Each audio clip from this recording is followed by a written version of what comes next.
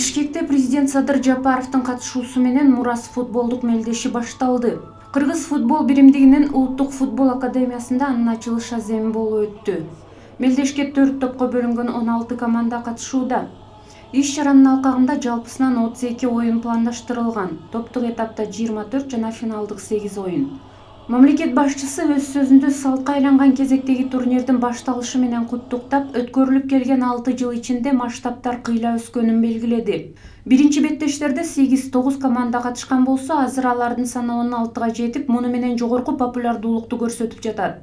Биринчи-экинчи оюндарда президенттин командасы биринчи орунду берчү эмес эле. Акыркы убактарда 4-чү орунга түшүп калды. Бул дагы жакшы нерсе.